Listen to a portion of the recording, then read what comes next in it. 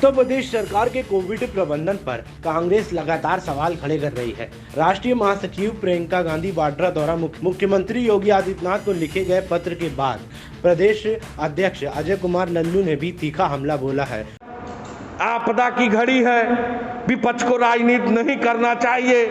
हम पूछना चाहते हैं कि पहली बार जब आया तो उस समय आपदा था और आपदा के समय आपने प्रबंध किया। उस समय उत्तर प्रदेश के सारे लोगों ने आपका सहयोग किया, माना आपदा है। कांग्रेस पार्टी ने भी सहयोग किया, चाहे वो लोग उस समय पैदल आ रहे थे या लोगों को घर जाना था। उस समय दवाई, उस समय तमाम जो भी सरकार के निर्देश आदेश आए, पूरा विपक्ष आपके साथ खड़ा था। मेरा मानना है ये आपदा आपके द्वारा लाई गई है। अगर सेकेंड वेव आया है, उस समय आपने इलाज की व्यवस्था नहीं की, उस समय अस्पताल की व्यवस्था नहीं की, बेड की व्यवस्था नहीं की, ऑक्सीजन की व्यवस्था नहीं की, सारे प्लांट बंद रहे।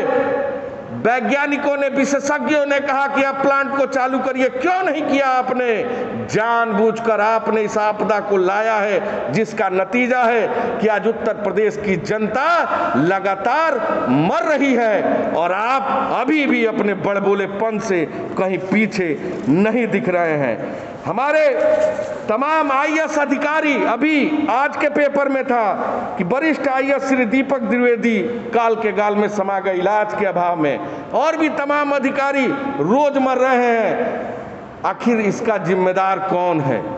तमाम हजारों लोगों ने अपने जान गंवाई, ये जिम्मेदारी किसकी है? सरकार को जवाब देना पड़ेगा।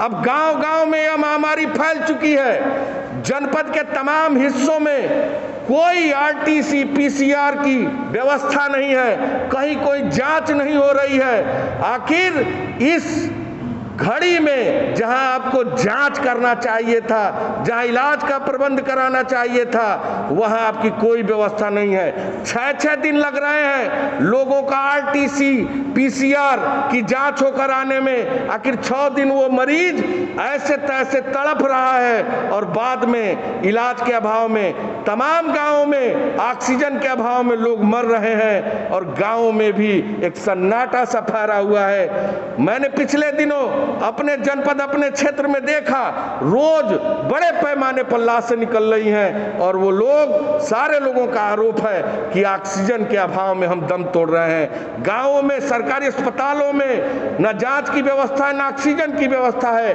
ऑक्सीजन की किल्लत बड़े पैमाने पर फैलती जा रही है और आपके द्वारा कोई उपाय नहीं किया जा रहा है। रेमडेसिविर इंजेक्शन की कोई सप्लाई नहीं है, इसलिए ऑक्सीजन प्लांटों पर लंबी लाइन लगी हुई है। होम आइसोलेशन में रहने वाले लोगों को ऑक्सीजन नहीं मिल पा रहा है। आपके प्रमुख सचिव गृह का यह बयान है कि उत्तर प्रदेश में इससे ज्यादा ऑक्सीजन की सप्लाई पिछले समय कभी नहीं हुई। मैं कहना चाहता हूं इस बड़बोलेपन अधिकारी को कि पिछले समय ऐसी आपदा भी कभी नहीं आई, पिछले समय इतने ऑक्सीजन के लोगों की जरूरत भी नहीं पड़ी। जब जरूरत थी तो आपने इंतजाम नहीं किया और आज लोग रोज मर रहे हैं और आप आज भी हेडिंग मैनेजमेंट, इवेंट और बड़बोलेपन के सरकार पूरी तरह अपने आप को लगी हुई है। काल के गाल में समा गए। कौन है उसका जिम्मेदार? सरकार ने समय से पहले इसे संज्ञान क्यों नहीं लिया? हमारे नेता आदरणीय राहुल गांधी जी कहते रहे कि सुनामी आने वाला है देश में। हमारे आदरणीय प्रियंका गांधी जी कहती रही कि देश में महामारी फैलने वाली है। हम लोग भी चिंता व्यक्त करते रहे, लेकिन सरकार को इसकी चिंता नहीं बनी रही।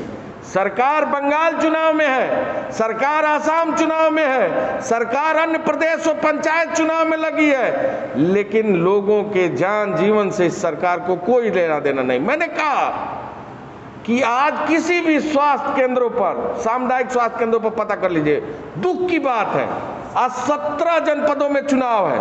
और मैंने कल एक ट्वीट भी किया था, सारे अस्पतालों के डॉक्टर और सारे अस्पतालों के स्टाफों को भी इन लोगों ने पंचायत चुनाव में झोंक दिया है। आखिर लोगों के जान बचाने की जिम्मेदारी किसकी है? किसी अस्पताल में आरटीसी पीसीआर की जांच नहीं हो रही है। एक जगह जनपद मुख्यालय में है, 6-6 दिन में लोगों की रिपोर्ट आ रही है, और जो लोग संक्रमित हैं उनके जो कॉन्टैक्ट है, जिन लोगों से उनका संपर्क हुआ है, उनकी तो कोई जांच की कहानी ही नहीं है। लोग मर रहे हैं ऑक्सीजन के अभाव में। तमाम फोन आ रहे हैं हमारे यूपी हेल्प डेस्क पर, मैसेज आ रहे हैं। जो हम लोगों से बन सकता है हम लोग करने का प्रयास कर रहे हैं। अभी भी सरकार केवल धमकी दे रही है, लोगों से इस सरकार का कोई लेना देना लोगों के जीवन से नहीं। ब्यूरो रिपोर्ट, सहारा समाचार।